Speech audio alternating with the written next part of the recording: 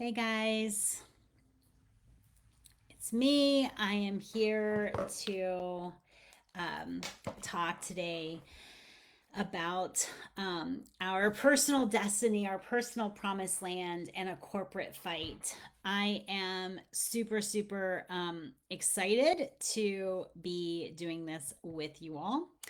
And while we wait for people to hop on, and I am going at a different time, I just had a change in my schedule. And to be honest with you, we're not getting a lot of people on the live, which is no big deal. I don't care one way or the other. People are watching the replays, which I'm really excited and also like humbled by.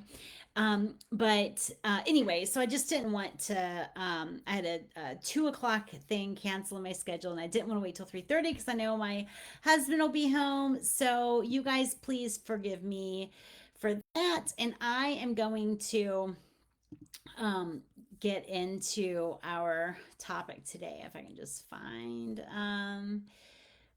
my notes. So, hmm,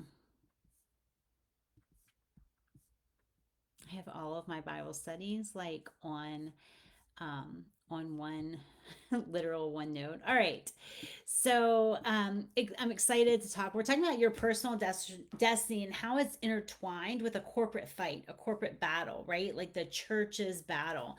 And I want to talk about a few things that are, and if you're here, please say hey. And if you're watching the replay, just say replay. I just like to see who's live and who's not.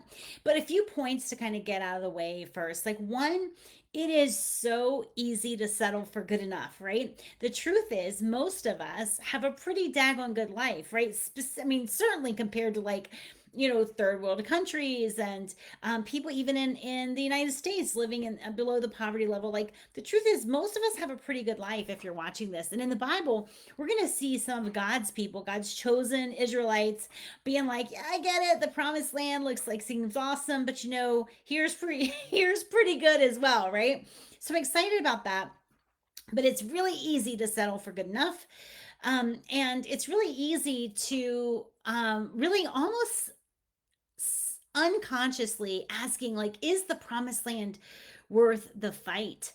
Right. So in the Bible, the promised land was a specific territory that offered like safety and protection, as well as the riches of the day, a land flowing with milk and honey. Promised land for us, right, is like our highest purpose fulfilled, walking in God's will for us, the fullness of God's will, right? Not just like not sinning, but really like walking in the fullness of God's will for us, right? Not the good enough version of it. So um, in Mark 8, there's a blind man, and I always love the blind, the stories of blind people being healed and being able to see in the Bible. And my brother, as many of you guys might know, only had one eye. And so he was born with two eyes. He had a hunting accident, so it took out one of his eyes, and so I was a little bit always like nervous about like him being in complete and utter darkness, right? Like having his something happened to his other eye. And so anyway, I always love the stories of blind people being able to see. But in Mark chapter 8, there's a blind man there, and it says Jesus took the blind man by the hand and led him outside the village, and when he had spit on the man's eyes and put his hands on him, Jesus asked, do you see anything? And he looked up and said, I see people, but they look like they're trees walking around. And once more, Jesus put his hands on the man's eyes, and then his eyes were opened, his sight was restored, and he saw everything clearly. Like, I love this, right? Because to me, I am thinking, if I've been blind, right? Like blindness is utter darkness all the time, right? Like so technically I'm legally blind, right? Without my medical lenses in, but like I still can see light, I can see shapes. I was driving, having no idea I was legally blind. But anyway, like So I can imagine going from utter darkness to like being thrilled to be able to see trees walking around, to have the light, the shadows, being able to see things moving. But this man was honest with Jesus. He's like, I can see, but it's not the best, right? It's good, but it's not how other people see. The other thing I like about that verse is like in the Old Testament and the New Testament, um, God's the strategies always change, or I'm sorry, the tactics always change, right? So it's like in this one, like he's spitting in mud and putting, putting it on somebody's eyes, and in the Old Testament, like when the Israelites finally took the Promised Land, they didn't like come up and attack it. They like walked around for 7 days and then blew a bunch of horns and shouted, right? Like so, the tactics never mattered, right? I love the belief in Jesus, the belief in God is what matters, right? And I think the same is true for all of us today, regardless of what goal you're aiming for, what you're thinking about. Like the tactics, God's tactics change. He did something different with nearly everything, but the belief in God is where the miracles happen. But anyway, so I just love that this blind man was like not willing to settle, right? So for today, I want all to remind all of us that good enough is kind of a bad place to settle. You are going to miss some of your destiny. And I also want to remind us that the fight is the fight, regardless of whether you're seeking the best for yourself or not, right? None of us actually get to escape the fight, even if we're willing to settle for our own, like, good enough moment, right? Because there is a corporate fight in the church, a fight that is all of ours. So that's where we're going today. And it was a real eye opener for me. But Joshua 1, verses 14 and 15 says, this is Joshua talking to two and a half tribes of Judah, right? But he says, you're going to help them, your brothers and sisters in Christ, until the Lord gives them rest, as he has done for you, and until they too have taken possession of the land that the Lord is giving them. So basically, we don't get where we want to be and then just rest. The fight is not over. Others still haven't arrived into their destiny with the Lord, which means we've still got to, we still got to have our armor on and fight. But before I go into today's topic, I want to define fight and battle, right? Because in today's biblical reading, where I'm going, the fight is like actual battle, people dying. But I want to expand that. Not hardly any of us are going to be in that battle in our lifetime. So I want to expand that definition of a fight or a battle. It's when we talk about the things that we are called to do, kind of to take up arms, it is suffering, bearing each other's burdens, preaching God's word, being courageous, believing God when he has spoken to your spirit about something, right? Like this is our fight. This is our battle. We've got to remain sensitive to this, because we can get so comfortable even in our good enough, let alone in our full destiny of the Lord. So today I want to start with the book of Joshua. So if you can imagine where we are, Moses has just died. God is appointing Joshua next in line. These Israelites are not that easy to lead, as an aside, right? Like they've been wandering the desert for 40 years. They complain, blah, blah, blah. Like, so, and, Joshua is just appointed. God is speaking to Joshua in chapters 1 and 2. And he says so many times to Joshua, be strong and courageous, be strong and very courageous. Do not be afraid. Do not be discouraged, right? So in Joshua 1 and a little first bit of Joshua 2, Joshua does three things that I think are important. The first thing is he tells the people, right? Get your stuff ready, get your stuff together. In 3 days, we're finally taking the land. After 40 years of wandering in the desert, we are finally taking the land that God has promised to us. This is our promised land. Get your stuff together. The second thing he does is he sends 2 spies to scope out the land before battle. Now, why only 2, right? I believe personally it's because Moses had sent 12 in the book of Numbers when they were right on the edge of the promised land years and years ago. Moses had sent 12, one representative, one leader, not some peon, one leader from each tribe of Judah. He had sent 12 leaders to scope out the promised land and come back with a report, but only 2 came back unafraid and believing in God's promises. 10 of these people said, We look like grasshoppers to these giants, right? Like two said, yeah, we can certainly do it. Let's go up and take possession of the land, right? So those 10 cowards cost the entire group of Israelites. So I assume Josh was like two. Two is all it's going to take. So he sends two to go and scope out the land. And the third thing Joshua does in Joshua 1 and 2 is he reminds three tribes of Israel of the promise that they had made to Moses, right? A lot of times we can think, well, I made that promise to this person died, I'm not going to fulfill the promise. Does that make sense? So Joshua says to the Reubenites, the Gadites, and the half tribe of Manasseh, I don't know what the other half tribe did. But anyway, Joshua said to these, the Reubenites, the Gadites, and the half tribe of Manasseh, Joshua said, remember the command that Moses, the servant of the Lord, gave you when he said, the Lord your God will give you rest by giving you this land, but your wives, your children, and your livestock may stay in the land that Moses gave you at the east of the Jordan. Promised land's on the west of the Jordan. But all of your fighting men, get them ready for battle. They've got to cross over ahead of you with your fellow Israelites. You are to help them until the Lord gives them rest, as he has done for you, and until they too have taken their promised land, the land that the Lord your God is giving them. So what is this, right? There's 12 tribes of Judah, 12 tribes of Israel, and only 9.5 of them are going into the promised land. Guys, I never really noticed this before, right? So I went looking. And in Numbers 32, these tribes, what are they? The Gadites, the Reubenites, and the half tribe of Manasseh, right? In Numbers 32, these tribes are basically, they're really close to the promised land. They can see it. They can walk to it within like a day or two. But the reason things aren't so bad here, right? They also know that there's a fight coming. Like the land that they're in the east of the Jordan, where they're kind of temporarily stayed. Guys, nothing bad's happening here. It is an uninhabited land. We don't have to fight for it. Things are pretty daggone good. Now, I know the promised land is the land flowing with milk and honey, but we got to fight for that. And there's giants in that land. It's inhabited. We got to go and take it from someone, right?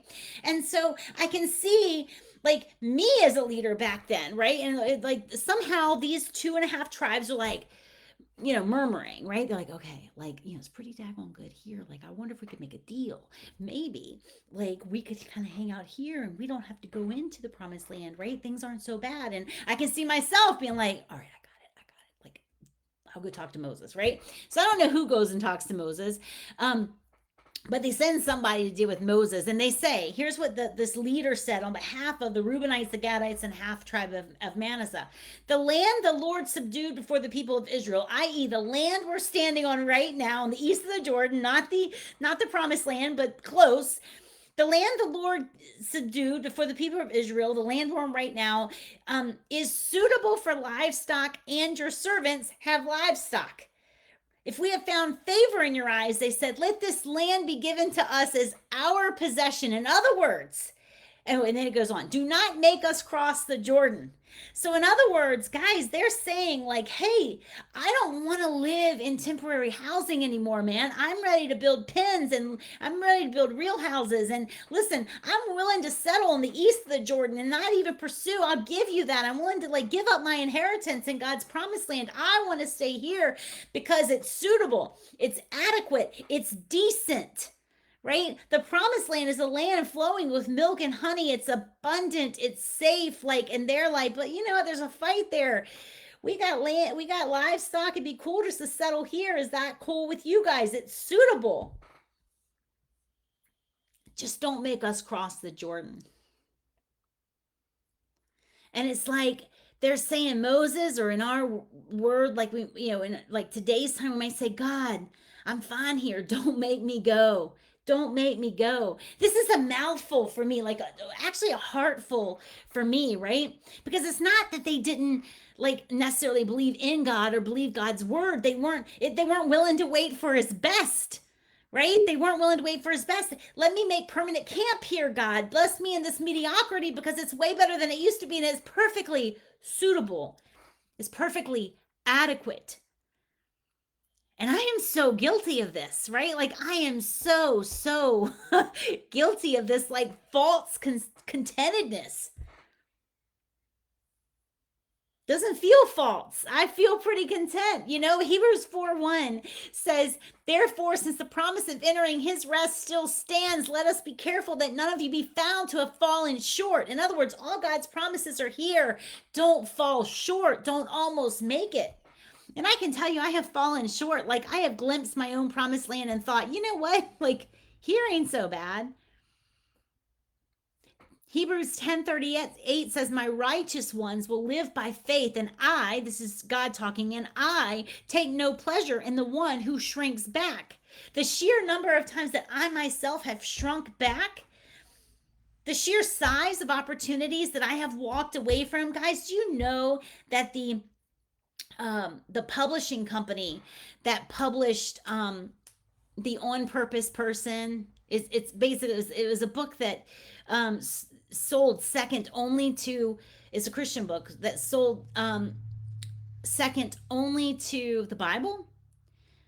That executive vice president from that publishing firm I met with at a Christian conference, and I, like, all these women around me had like these books printed out and reading binders, and I had the idea of like the what was it? It was something with the Faithful Feminist, but it was I forget what it's called. It might have been the Faith-Filled Feminist. But anyway, I had this idea, and she was like, she gave me her card. She's like, this is it. You need to do it, blah, blah, blah. My parents bought me a laptop at the time, so I would have more flexibility in writing, because I could take my kids to the YMCA, and I got 2 hours where they could be watched. But anyway, guys, I just shrunk back. Right? Out of the heart of those those 2.5 tribes of Israel, right? The heart was, I'm good here. I'd rather settle here than strain forward, right? And I just want to say, like, in today's time, we like to define sin as like gross sin, ugly sin, right? I.e., the sin we would never commit, the sin we are not tempted by, right? That's what the ugly and gross sins, because we define them as what we would never do. We all have our list of ugly and gross sins. They're different lists, right? But sin is actually defined as missing the mark. And I think the word for sin in like Hebrew, it might be Greek, I don't know, but it's like chada or something like that. And the concept really compares sin with like an archer or a spear thrower who fails to hit the bullseye. They might hit the thing around the bullseye, right? They fail to hit the bullseye. It represents a deviation, no matter how small or slight or last minute, a deviation from God's standards and a failure to align with God's plan in our life. This is sin. Now, we name it and we give like the ugly sins, like, I don't, you don't, this comes with shame and that one doesn't, and all this stuff, or this is a small sin, this is a big sin. But sin is this: it's missing the mark, right? It's a small deviation. It can be a big deviation too, but it can be a small deviation, like, falling deliberately on your skis. You ever been skiing? Like, I'm just not, I am not an adrenaline chaser, right? And so, like, if I'm on a hill with skis, which I would try not to be, but like, if I start going fast, guys, I'm falling, right? I'm falling. I'm going to avoid the speed. I'm going to avoid the crash at the bottom. I'm going to opt out when it gets scary or moving too fast. And when I think about the original meaning of sin, or that chada of like deviating, right? It's like I start like every other skier out there, but then I go off course, right? Not to go off and do something nefarious in the woods, but I'm going to go off course to avoid the speed and the chaos, to avoid moving so fast.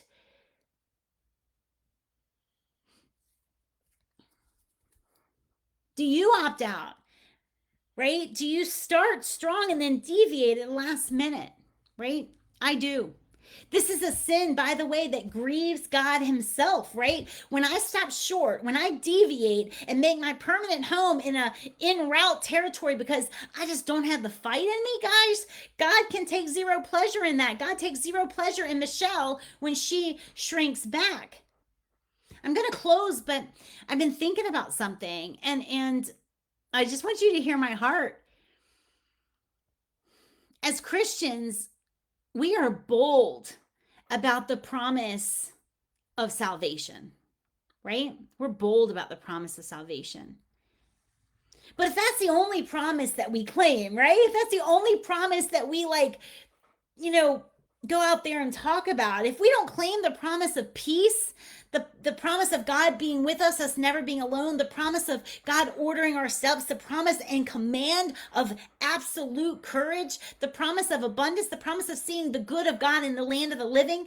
And I'm not just talking about the promise of abundance, like in terms life abundantly, right? I know that that verse, God came to give you life and life abundantly. I know that it is abounding in spirit and joy, but you know the angst of like money stuff. It's awful. I've lived that, right? There's very little life abundant when you're constantly stressed about money, right? I'm going to leave that right there. I do know the meaning of the text, but I'm saying also like the promise of being refreshed and renewed.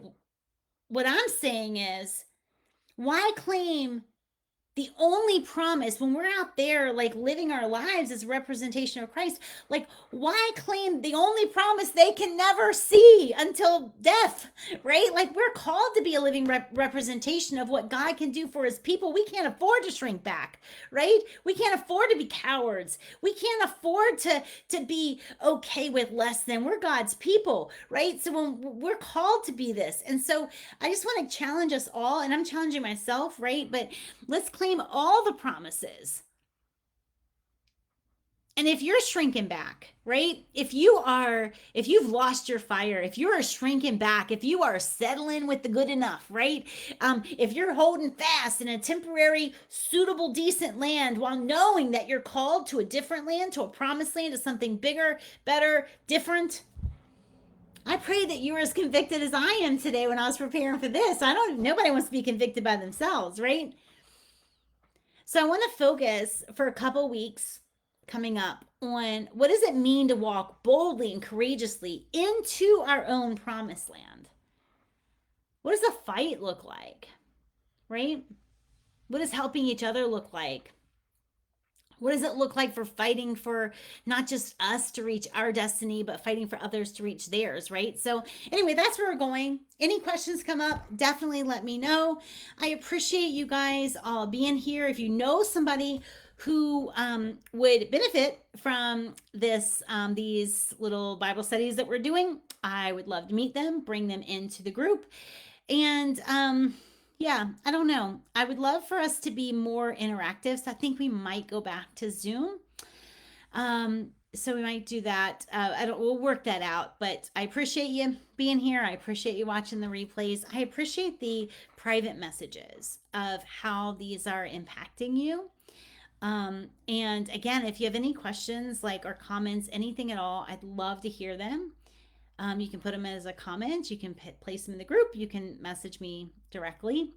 And we'll just keep going. Talk to y'all soon. Bye, y'all.